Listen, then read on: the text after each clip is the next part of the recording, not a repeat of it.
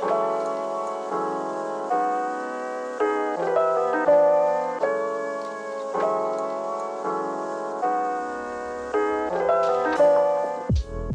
everyone, my name is Bo, and today I'll be taking you on a little tour through my art studio.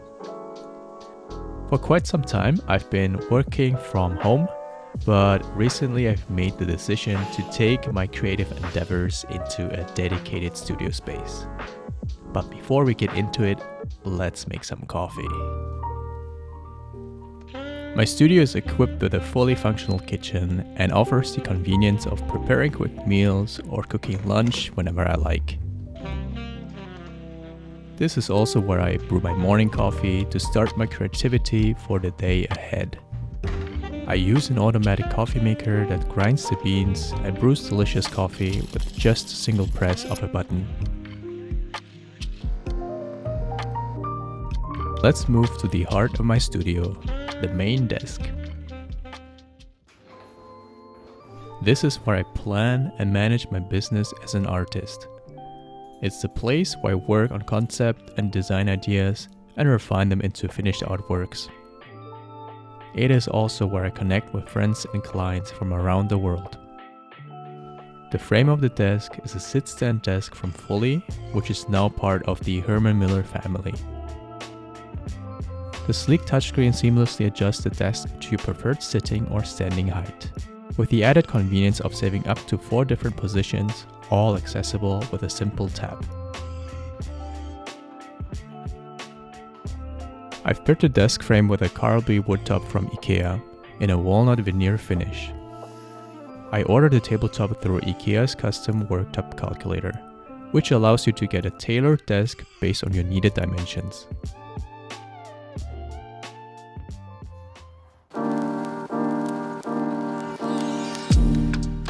My main device is the M1 MacBook Pro 16-inch. It is a beautiful machine and incredibly powerful. No matter what task I throw at it, it handles them with absolute ease. I built a docking tray under my desk to house my laptop, which is connected to the Anker PowerXpand Elite via a single cable. This device is a docking station. It charges my MacBook and gives it multiple ports that I can use. At the same time, it's connected to my main monitor, which is the Apple Studio display. The color accuracy and sharpness of the screen are exactly what I need as an artist. It conveniently comes with decent speakers and a camera that I use for video calls. I personally don't like the look of speakers on my desk, so having an all-in-one monitor is perfect for me. My main drawing device is the M1 iPad Pro 12.9-inch. Here, I bring my ideas to life and work on business-related or personal projects. The main drawing software I use is Procreate. You pay a one-time fee and get instant access to all its features. There are no subscriptions. If you're thinking about becoming a professional designer, consider investing in any iPad Pro and Procreate. I've been using them for many years and they have served me well. To get into a comfortable drawing position, I'm using the Smart Desk mat from Moft. While Moft sent me this unit for a quick review, it's now become an indispensable part of my daily workflow. The vegan leather feels great as an underground for my mouse and keyboard. A quick lift of the top part reveals a versatile stand offering various heights to suit your needs. I'm using the lowest angle, which puts the iPad Pro into a perfect drawing position. The surface of the Smart Desk is also magnetic, which securely holds your iPad in place.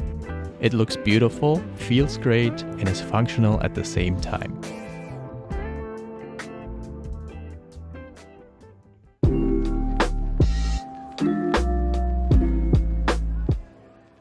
To ensure that I'm sitting comfortable during extended work sessions, I invested in the Aeron chair by Herman Miller. It's an iconic chair which is even on display at the Museum of Modern Art in New York.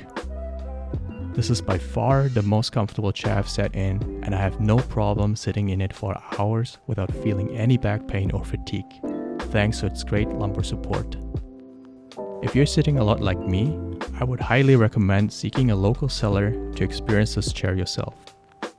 It is not a cheap chair by any means, but I know my health and my back will thank me for that. For peripherals, I rely on the Logitech MX Master 3. Its ergonomic design provides great comfort during long working hours. The top and side wheels offer versatile scrolling options both vertically and horizontally.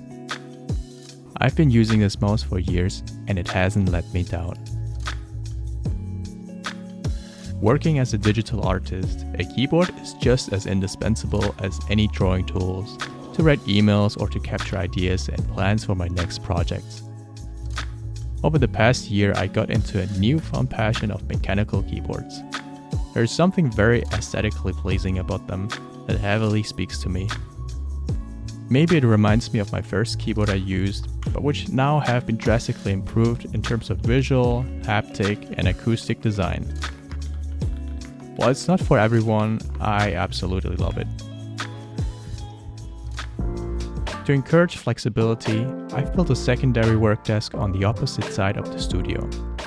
I use it for a range of functions that compensates the limited space on my main desk. Here, I display projects I've worked on or pack orders for my new clothing line, Gargilet. It's a company I founded to bring minorities together to amplify the voices of those who are not seen or heard. In this space, I also like to go through Artbooks and magazines for artistic inspiration. It's a cozy corner where I can work on new ideas or where I can take a little break. Like the main desk, this table is from Fully and has been sent to me by Herman Miller as a review unit. And so far it's been a big part of my studio. It has a unique design where all 4 legs are motorized, which makes it incredibly sturdy. Underneath the desk, I keep storage units from Muji that seamlessly tuck right under the table. Here, I store various products from my clothing line, as well as shipping and packing material. This beautiful shelf above is a mid-century furniture piece by Poul Cadovious, who is known for his Royal System shelving units. The warm tone of the teak wood adds a nice contrast to its surroundings. I used to just lay all sorts of devices around my desk while charging. That made everything incredibly cluttered and was a big nuisance. To keep everything more organized and neat, I've built this little charging wall at the entrance of the studio. The pegboard I'm using for this is the IKEA Skadis in wood finish. It is powered by this tacky travel charger that I've zip tied to the pegboard, which can charge up to 4 different devices via USB-C and USB-A. I also repurposed a mesh file holder to house the iPad for charging, again using zip ties to secure it to the pegboard. And yeah, it's working really well so far. I've attached a power bar to the front of the board, which provides more sockets if needed. Where I live, sunny days are not always a given, so I equipped the studio with Philips Hue lights. With a click of a button, they immediately set a warm atmosphere. Depending on the lights, you can program different color temperatures. Having good lighting is really important for my mood and drastically influences my performance. I try to avoid strong direct light sources and use more indirect and accent lights to set the right ambience to work.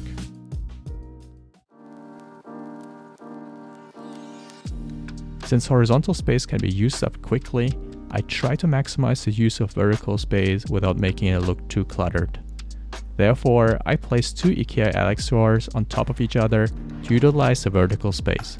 Here, I can keep small tools out of sight, but can quickly access them if I have to. This sideboard is a custom build I made using the IKEA Besta planner. Here you have the ability to configure each element of the Besta unit and visualize how the final product will look like, which is really convenient.